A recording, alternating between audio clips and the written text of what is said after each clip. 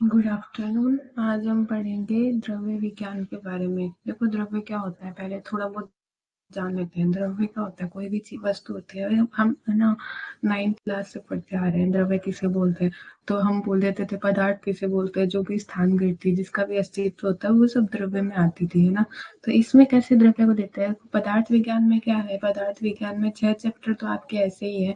ये आगे अभी भी नहीं, आगे है ना आपके जब आप वो डीजी पढ़ोगे वहां पे भी काम आएंगे। तो सड़ पदार्थ होते हैं, सड़ पदार्थों में हम देखते हैं कि है ना द्रव्य गुण कर्म सामान्य विशेष समवाय इन सब में पढ़ते हैं, और इन सड़ पदार्थों का एक एक चैप्टर बना हुआ है।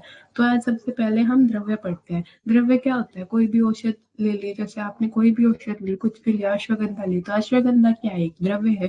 ठीक है, तो उसके बारे में हम पढ़ेंगे, द्रव्य क्या होते हैं, इनके गुण और कर्म कैसे होते, इन पे आश्रित होते हैं, ये द्रव्य कितने प्रकार के होते हैं। तो बेसिक नॉलेज होती है वो सारी हम इसमें देखते हैं। पेपर फर्स्ट में जो ये है द्रव्य गुण कर्म सामान्य विशेष समवाय, मेनली तो ए पार्ट में आप देखोगे, आप सिलेबस देखोगे तो ये सारी चीजें ही उसमें आ रखी है, और है भी काफी इजी, है ना। तो ऐसा भी है कि आप अगर समझ में आ जल्दी जल्दी समझ लोगे तो ये सारी चीजें बहुत इजी हो जाती है। तो ये तो इसमें हेडिंग है कि हाँ ये सारे टॉपिक हम पढ़ेंगे, काल दिशा आत्मा, इन मतलब ये सारी चीजें इसके अंदर पढ़ेंगे। हम स्टार्ट करते हैं द्रव्य के परिचय से, कि द्रव्य जो होता है वो कहते किसे हैं। तो द्रव्य को देखो, पहले वैशेषिक दर्शन आया, वैशेषिक दर्शन में जैसे सड़ पदार्थ बता दिए, द्रव्य गुण कर्म सामान्य विशेष समवाय। अब इनको एक ऑर्डर में लिया गया है ना। किसी ने द्रव्य को पहले रखा, चरक संहिता में अलग क्रम है ना। तो जो वैशेषिक दर्शन है उन्होंने क्या किया है, द्रव्य को प्रथम स्थान पर रखा है। ठीक है, और गुण और कर्म दोनों क्या होते हैं, फिर द्रव्य पे ही आश्रित रहते हैं, द्रव्य में ही आश्रित रहते हैं।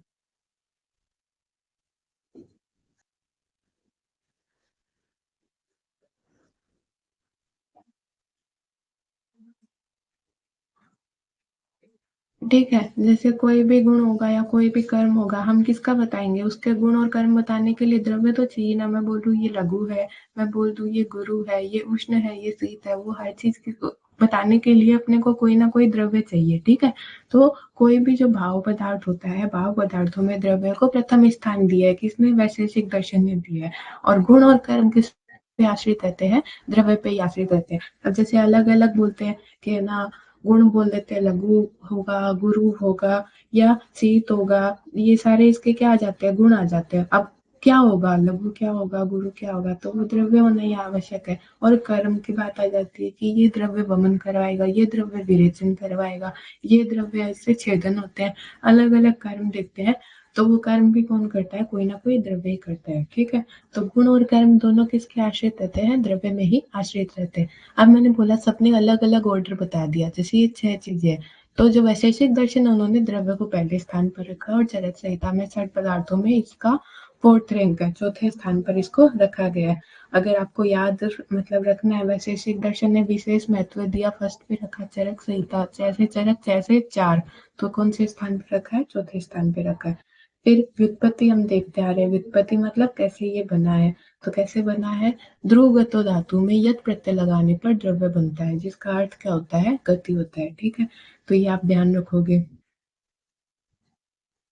या बोलते हैं द्रवति गच्छति परिणामम इति द्रव्यम, यानी जो परिणाम को प्राप्त होता है। क्या, द्रवति, द्रव्य मतलब द्रव्य किसे बोलते हैं, जो परिणामम इति, ठीक है, जो परिणाम को प्राप्त हो उसे द्रव्य बोलते हैं। ठीक है,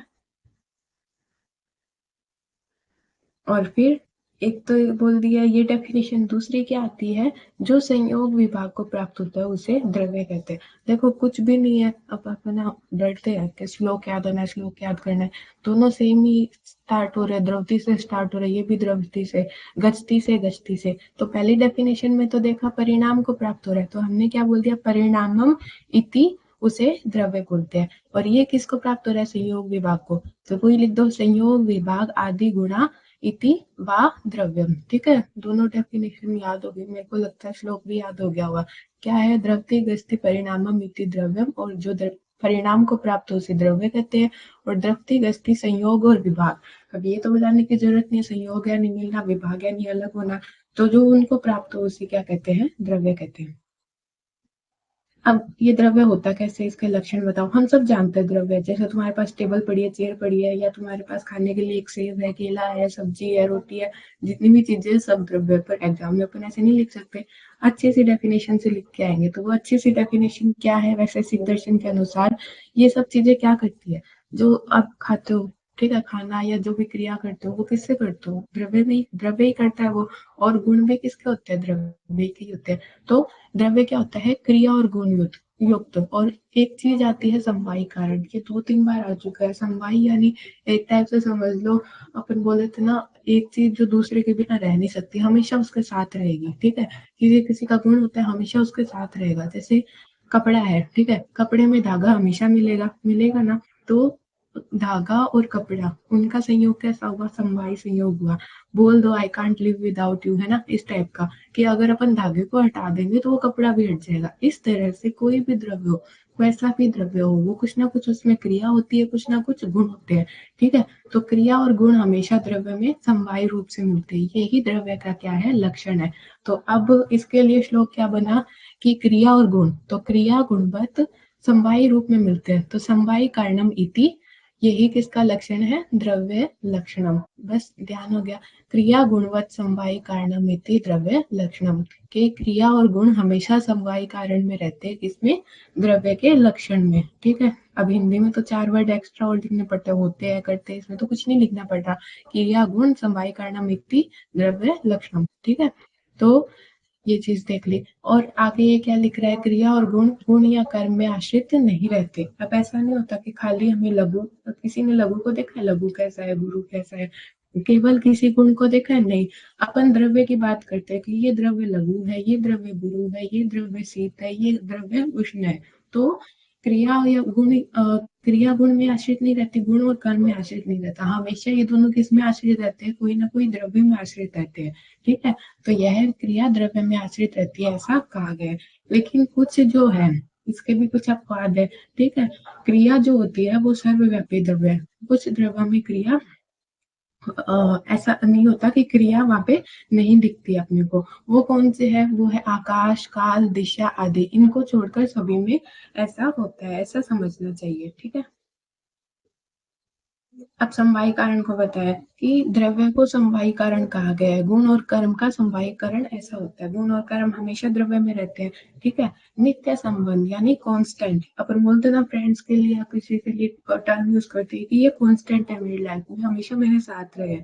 तो नित्य संबंध जो होता है, कांस्टेंट जो रिलेशन होता है, उसे क्या बोलते हैं, समवायी संबंध कहा जाता है, ठीक है। तो उत्पन्न होने वाले गुण और कर्म जिस द्रव्य के गुण और कर्म उस द्रव्य से समवाय संबंध में रहते हैं।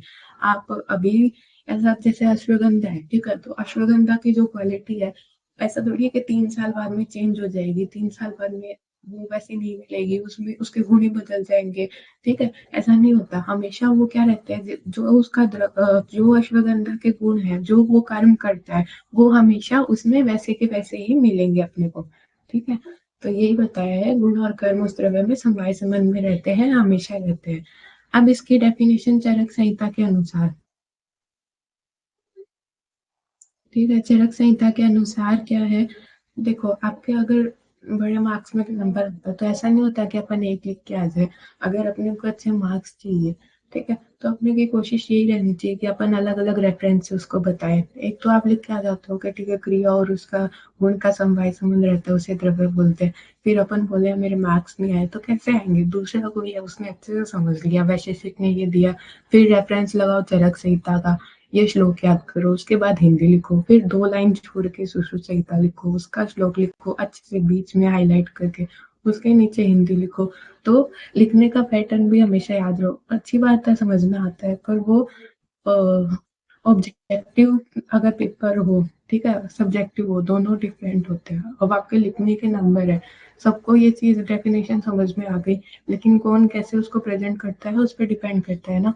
तो चरक संहिता के बारे में लिखोगे तो उन्होंने क्या बोला है, यत्र आश्रिता कर्म गुणा कारणम समवाय यत्र तद द्रव्यम, क्या बोला, आश्रित रहना, ठीक है।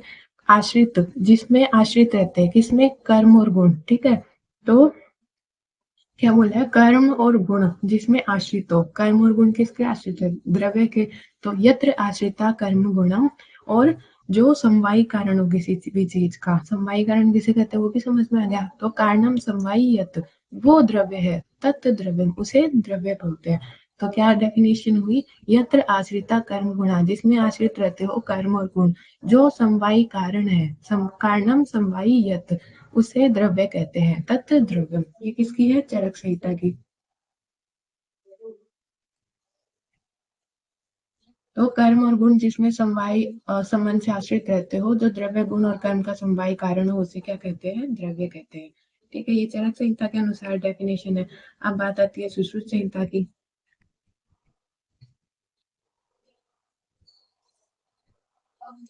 तो सुश्रुत संहिता में क्या बोला, द्रव्य लक्षणम तो क्रिया गुणवत समवायी कारणम इति। क्रिया और गुण जिसमें समवायी संबंध में रहते हो, क्रिया गुणवत समवायी कारणम इति, वो द्रव्य का लक्षण, उसे द्रव्य कहते हैं। ठीक है, तो डेफिनेशन अच्छे से समझ में आ गई। क्रिया और गुण जिसमें रह रहे हैं और प्लस जो समवायी कारण है उसे क्या कहते हैं, द्रव्य कहते हैं। अब आ जाए कि द्रव्य को विभाजन करो। द्रव्य जो होता है कितने टाइप का होता है, क्या होता है, तो दो प्रकार के होते हैं, एक कारण द्रव्य, एक कार्य द्रव्य।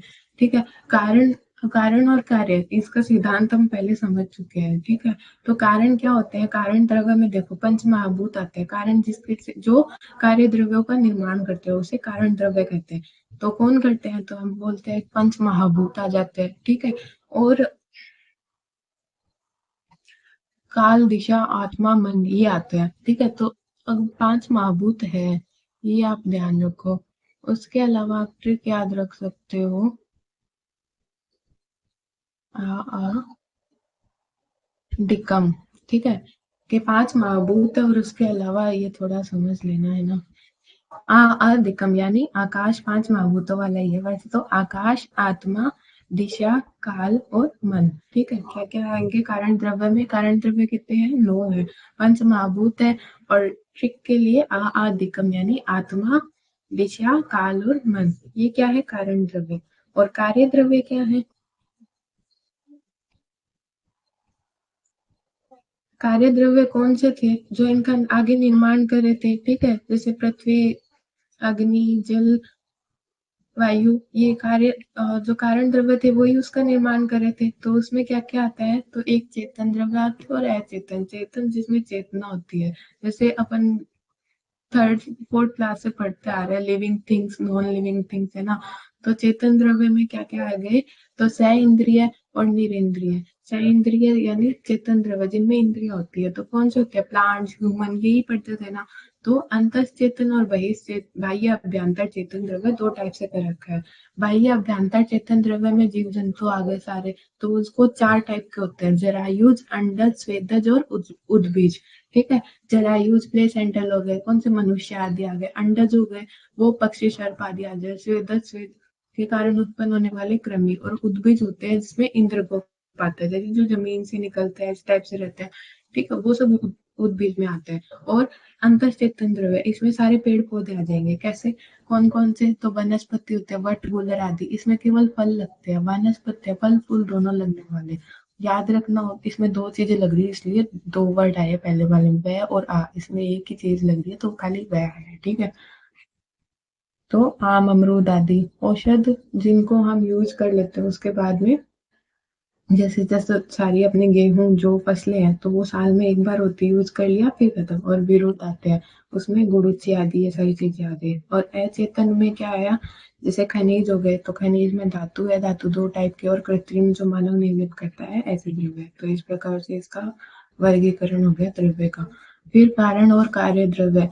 कारण द्रव्य कौन सा होता है और कार्य द्रव्य कौन सा होता है, दो अलग टाइप से होते हैं। तो कारण द्रव्य वो होंगे जिनसे कार्य द्रव्यों की उत्पत्ति होती है। तो वे द्रव्य जिनसे कार्य द्रव्य की उत्पत्ति होती है उन्हें कारण द्रव्य कहते हैं। ठीक है, और कार्य की डेफिनेशन लिखी तो इन्होंने क्या बोला, कारण द्रव्य से उत्पन्न होने वाले द्रव्य कार्य द्रव्य कहलाते हैं। मतलब एक दूसरे को इन्होंने सम्मिलित कर लिया। कारण द्रव्य कौन है, जो कार्य को उत्पन्न कर रहे हो, कार्य कौन सा है, जो कारण से उत्पन्न हो रहे हैं। कारण द्रव्य क्या होते हैं, नित्य होते हैं और ये अनित्य होते हैं। इनके एग्जाम्पल देख लिए हमने। ठीक है, उसके बाद में चेतन और अचेतन, जो जिसमें इंद्रियां हो, इंद्रिय द्रव्य को चेतन द्रव्य कहते हैं। चेतनता आत्मा से आती है। अचेतन द्रव्य जो निरिंद्रिय रहते हैं, यानी इंद्रियों रहित रहते हैं। ठीक है, आत्मा अगर चली जाए तो मृत शरीर से चेतनता क्या हो जाती है, नष्ट हो जाती है। अंतश्चेतन और बहिश्चेतन, ठीक है। अंतश्चेतन इनमें ज्ञान का अनुभव भीतरी स्तर पर होता है, बाहरी स्तर पर ये उसको व्यक्त करने में असमर्थ रहते हैं, तो उसमें सारे पेड़ पौधे और ये सारी चीजें आ गई। और बहिश्चेतन, इसमें चेतना बाह्य और अभ्यंतर दोनों रूप में व्यक्त होती है। जैसे इसके उदाहरण दिए गए कि मेघ की गर्जना से एक लवली में फल उत्पन्न होते हैं, एक पौधा है उसमें क्या फल आने लग जाते हैं जैसे ही मेघ बादल गरजते हैं, ठीक है। तो उसकी श्रवण शक्ति का हमें ज्ञान होता है। फिर स्पर्श करने पर लाजवंती जो होती है, हम बोलते हैं छुई मुई, ठीक है, तो वो सिकुड़ जाती है, तो उससे उसकी स्पर्शन शक्ति का ज्ञान होता है। फिर बाह्य अभ्यंतर जरायुज अंडज ये सारी चीजें आ गई उसमें, ठीक है। तो अंतःचेतन द्रव्यों में चार भेद हो गए। वनस्पति, वनस्पति में पहले ही बताया, पुष्प अपनी कर्णिकाओं से जड़ जाते हैं, वो दिखाई नहीं देते, केवल फल ही आते हैं इसमें। और इसमें पुष्प और फल दोनों दिखाई देते हैं, बोला ना वह और वाह से तो याद रखना। तो आम, अमरूद आदि। जो जरायुज थे, जरायु से उत्पन्न होने वाले और मनुष्य आदि हो गए। अंडज, जो अंडों से उत्पन्न होते हैं, सर्प पक्षी आदि हो गए। फिर औषध, औषध वैसे ही जैसे अपनी सारी फसलें होती है, धान वगैरह होता है, तो फल के पकने पे ही वो नष्ट हो जाते हैं। गेहूं की फसल हुई, फिर काट दिया उनको, जैसे इस तरह से फल पका और नष्ट हो गए, वो सब औषध में आते हैं। गेहूं जो आदि विरुद्ध लता गुल्म आदि होते हैं, जैसे गुरुची की देखी होगी आपने। फिर स्वेदज, स्वेद से उत्पन्न होने वाले कृमि, कीट आदि, ये सब किससे, स्वेद से उत्पन्न हो रहे हैं। और उद्भिज पृथ्वी के भीतर उत्पन्न होते हैं, ठीक है, उन्हें क्या बोलते हैं, उद्भिज बोलते हैं। जैसे इंद्रगुप्त नाम का एक कीड़ा होता है, उसे बोलते हैं, ठीक है। अब खनिज जो पृथ्वी को खोजकर हम निकालते हैं, ये चीजें आप जानते हो सारे, है ना। बस अच्छी लैंग्वेज में लिखने का क्या फर्क है ना। तो पृथ्वी को खोदकर प्राप्त होने वाले द्रव्यों को खनिज द्रव्य कहते हैं, कृत्रिम जो मनुष्य द्वारा बनाए गए, जैसे प्लास्टिक आदि। धातु और अधातु, उसके के दो टाइप होते हैं धातुओं के, खनिज द्रव्यों के, ठीक है। और डिफ्रेंशिएशन अपन देखे द्रव्यों के अन्य भेद, तो योनि भेद से पूछते हैं, योनि भेद से कितने द्रव्य हैं। तो योनि भेद से अपन देखते हैं सबसे पहले कि जंगम द्रव्य, जंगम द्रव्य कौन से, तो जो जंगम प्राणियों से हमें प्राप्त होते हैं, जैसे गाय से हमें दूध आदि ये सब प्राप्त हो रहे हैं ना, तो जो जंगम प्राणियों से प्राप्त होते हैं उन्हें जंगम द्रव्य बोल दिया। और भी द्रव्य कौन से होते हैं, जो पृथ्वी से बाहर निकलते हैं, जैसे जितने भी वनस्पति है, गेहूं हो गया, यव हो गया, बाजरा हो गया, जो भी चीजें हैं वो सारी उद्भिद होगी जो पृथ्वी से निकल रही है। और भौम क्या होते हैं, पृथ्वी से बाहर निकले हैं, ठीक है, ओदवित द्रव्य। और भौम द्रव्य जिनकी हम खुदाई करके और ऐसे हम प्राप्त करते हैं, तो पृथ्वी से प्राप्त होने वाले जैसे लोहा, पारद, गंधक आदि, ये सब भौम द्रव्य आते हैं। तो ये उत्पत्ति के आधार पर हो गए। फिर प्रयोग, हम कैसे प्रयोग करते हैं, तो उसके हिसाब से दो होते हैं। एक तो औषध द्रव्य होते हैं, एक आहार द्रव्य होते हैं, ठीक है। तो आहार द्रव्य तो हम लेते रहते हैं, जैसे जो भी हम भोजन करते हैं, तो वो किसके लिए करते हैं, ताकि शरीर को न्यूट्रिशन मिले। तो इनका प्रयोग क्या होता है, शरीरस्थ धातुओं का पोषण प्रदान करता है। और औषध द्रव्य, औषध द्रव्य कौन सा होता है, जैसे अभी ठंड चल रही है या किसी को ठंड लग गई किसी में, तो हम उसी किसी को उष्ण द्रव्य देंगे। किसी, अगर किसी में पित्त बढ़ा हुआ है या दाह आदि हो रहा है, तो हम उसको शीत चीजें देंगे। तो इस हिसाब से अपन प्रयोग करते हैं, शीत उष्ण है, ये स्निग्ध है, ये रुक्ष है, इस प्रकार से गुणों का जिन द्रव्यों का प्रयोग करते हैं वो उचित द्रव्य होता है। फिर प्रभाव कैसे करते हैं, तो देखो पहले समझाती हूँ, उसके बाद में श्लोक पढ़ेंगे। प्रभाव भेद से होता है, तो द्रव्य के प्रकार तो तीन प्रकार के होते हैं। एक जो दोषों का समन करते हैं, जैसे गुरुजी है, तो वो त्रिदोष का समन करने वाले, तीनों जो दोष है, कौन कौन से, वात पित्त कफ, उनका शमन करने वाली कौन है, गुरुजी। तो ये वात पित्त कफ क्या थे, दोष थे, गुरुजी ने उनका समन कर दिया, तो क्या हो गया, दोष प्रशमन, दोषों का समन करने वाले। फिर आते हैं धातु प्रदूषक, यानी जो धातुओं को दूषित कर देंगे, कौन से, जैसे विष है, ठीक है, वो जो भी टॉक्सिक टॉक्सिक चीजें हैं, वो सारी धातुओं को क्या कर देती है, दूषित कर देती है। इस प्रकार से कार्य करते हैं। फिर कुछ ऐसे होते हैं जो स्वास्थ्यकर होते हैं, यानी शरीर की स्वस्थता को बनाए रखने के लिए आवश्यक होते हैं, जैसे वही अपने जो धान, गेहूं, छाली, चावल होता है, ठीक है, यव आदि, जो हमेशा हमें स्वस्थ बनाए रखते हैं, वो स्वस्थ। तो तीन कौन से हुए, अब कोई मतलब किंचित बोलते हैं, तो द्रव्य कौन कौन से हुए, कुछ जो है वो दोष प्रशमन है, कुछ धातु प्रदूषण और कुछ स्वस्थ है। इस प्रकार से तीन द्रव्य है। तो ये श्लोक में लिखा है किंचित दोष प्रशमन, यानी कुछ ऐसे हैं जो दोषों का प्रशमन करे। उदाहरण क्या हुआ, गुरुचि। किंचित धातु प्रदूषणम, कुछ ऐसे हैं जो धातुओं को दूषित करे, जैसे विष हो गया। फिर स्वस्थ व्रतो मतम, यानी स्वस्थ व्रत किंचित, ठीक है। कुछ क्या है, स्वस्थ कारक है जो हमेशा शरीर को इस स्वस्थ अवस्था को बनाए रखते हैं, स्वस्थ अवस्था को, जैसे गेहूंशाली आदि। तो इस प्रकार 3 प्रकार के द्रव्य हुए, तो त्रिविधम द्रव्यम उच्यते, यानी 3 द्रव्य कहे गए हैं, ठीक है। अब आता है रस भेद से प्रकार। तो रस भेद से क्या होते हैं, मधुर, अम्ल, लवण, कटु, तिक्त, कषाय, ये 6 रस होते हैं, तो यही द्रव्य हो गए। फिर आहार द्रव्य से देखें तो आहार भेद से द्रव्य जो होता है वो सूप धान्य, समी धान्य, मांस, शाक, फल, हरित, मध्य, जल, गोरस, इक्षु, कृतान, आहार उपयोगी। देखो ये अलग अलग कैटेगरी है, जैसे कुछ में धान्य आता है, किसी में मांस आ गए, फिर साग सब्जियां वगैरह आ गई, फल आ गए, हरित वर्ग आ गया, मध्य होती है, जल हो गया, गाय से प्राप्त होने वाले, शर्करा आदि आ गई, और आहार उपयोगी भी कुछ होते हैं, जैसे जो मसाले वगैरह आ जाते हैं, ये सारी चीजें। तो इस टाइप से इन्होंने अलग अलग किए हैं। आप डिटेल में पढ़ोगे इसलिए अभी नहीं बताएंगे, ठीक है। तो फिर सुश्रुत ने भी ऐसे ही बांटा है, द्रव द्रव्य उन्होंने किस में बांटा, द्रव द्रव्य और अन द्रव्य में बांट दिया। द्रव द्रव्य मतलब जितनी भी लिक्विड चीजें, जैसे जल हो गई, क्षीर यानी दूध बोल लेते हैं, दधी, तक, छाछ बोल लेते हैं, घृत, तेल, मधु, इक्षु, मध्य और मूत्र वर्ग, इस टाइप से अलग वर्ग किए। और अन द्रव्य के अलग किए, साले धान्य, खून धान्य, मुर्दा आदि, मांस, फल, शाक, पुष्प, पान, लवण, कीर्तन, भक्ष्य और अनुपान, इस प्रकार से इनको डिवाइड कर दिया। फिर द्रव्य की संख्या वैसे दर्शन के अनुसार कितनी होती है, तो ये जो 9 बताए थे, 5 तो अपने महाभूत हो गए, उसके अलावा आदिक्षा जैसे आत्मा, दिक, दिशा, काल और मन, ये सारी चीजें इसमें आ गई। फिर चरक संहिता के अनुसार क्या है, तो चरक संहिता ने बताया है क्षय आदि। क्षय आदि किसको बोलते हैं, क्षय बोला जाता है जहां भी आएगा उसका मतलब आकाश, ठीक है। वो आकाश आदि, ठीक है। आकाश आदि यानी पांचों महाभूत हो गए, ठीक है। तो वो टेक आपकी हाँ, यानी आकाश, आत्मा, फिर मन आ गया, ठीक है, दिक्कम हो गया, ठीक है, और काल, ये द्रव्य संग्रह हो गया।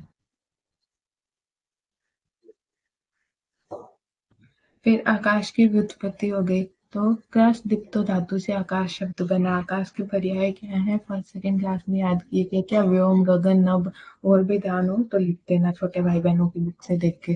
फिर उत्पत्ति, यानी विविध मत अनुसार आकाश की उत्पत्ति अलग अलग हुई। पहले आती है तैत्तिरीय उपनिषद से, ब्रह्म ने की। न्याय वैशेषिक से आकाश नित्य होता है, इसकी उत्पत्ति नहीं मानी के बहुत पहले से, हम नहीं पता, ठीक है।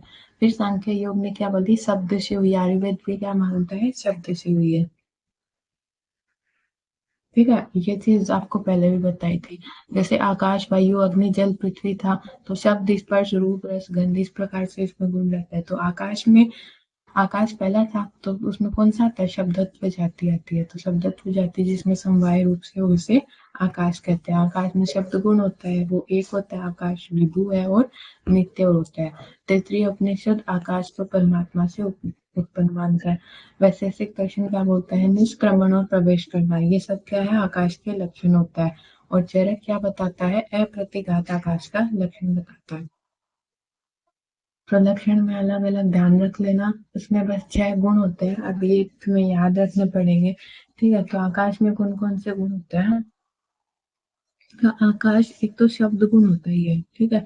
शब्द के बाद में जो है, तुम ध्यान रख लेना बस, शब्द गुण इसमें होता ही है। फिर उसके बाद में संयोग विभाग द्रव्य के, द्रव्य में पाए जाते हैं, ठीक है।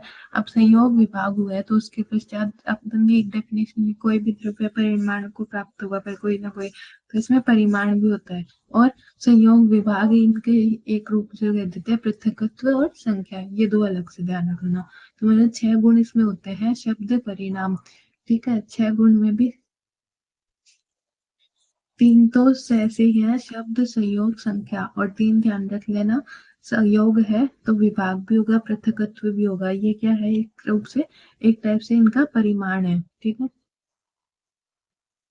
जो शोषक संहिता है वो क्या मानती है, आकाश में किस गुण की प्रधानता मानती है, सत्व। 3 गुण होते हैं, सत्व रज तम, तो कौन सी की प्रधानता मानी है, सत्व गुण की।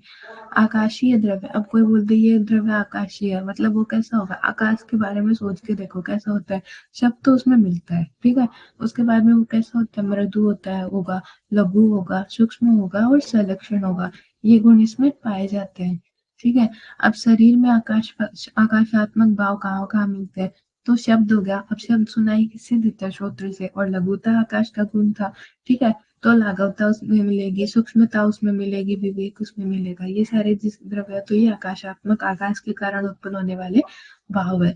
अब इसका महत्व क्या है चिकित्सा में, तो इनके आकाशीय द्रव्य होता है, इनके शरीर जो इसके गुण है उसको ही उत्पन्न करेगा, तो आकाशीय द्रव्य का सेवन करने से मधुरता उत्पन्न होगी, मृदुता उत्पन्न होगी, सुशीलता उत्पन्न होगी, लघुता उत्पन्न होगी। समन औषधि में आकाश नाभूत प्रधान होते हैं। फिर स्त्रोतोरोध आ गया, ठीक है। आकाश क्या होता है, जो स्पेस उत्पन्न करने का काम करता है, तो स्रोतों में कहीं पे भी अवरोध हो गया तो आकाशात्मक द्रव्यों का प्रयोग किया जा सकता है, वो अपनी मृदुता, लघुता, इन सबसे क्या करेगा, जो अवरोध है उसको हटा देगा, ठीक है। और शरीरस्थ भाव पदार्थों का जो योगवत वहन होता है, ठीक है, उसको करने के लिए आकाश के अप्रतिघातत्व गुण का उपयोग होता है। जो तिक्त रसात्मक द्रव्य होते हैं, जैसे रस के बारे में भी आपको बताया था, मधुर, अम्ल, लवण, कटु, तिक्त, कसाय। अब देखो, अगर आप पदार्थ पढ़ते हो तो जो पहले ही क्लास में बता दिया गया है वही चीजें आगे से आगे रिपीट होती रहेगी। तो ये भी बताई थी आपको ट्रिक, मधुर, अम्ल, लवण, कटु, तिक्त, कसाय। उसमें जो तिक्त था उसकी मैंने ट्रिक बताई थी, 54, 53, 43, 23, 21, 25, ठीक है। तो उसमें वायु और आकाश की प्रधानता होती है, अगर उस ट्रिक से करके देखोगे तो समझ जाओगे। तो आज के लिए इतना ही, हमने क्या क्या पढ़ लिया, ये बस 5 मिनट 10 मिनट जितना भी आपके पास टाइम है उसका रिवीजन कर लेना। द्रव्य पढ़ा, द्रव्य किसे कहते हैं, गुण किसे कहते हैं, और एक आकाशीय द्रव्य हमने पढ़ा है, ठीक है।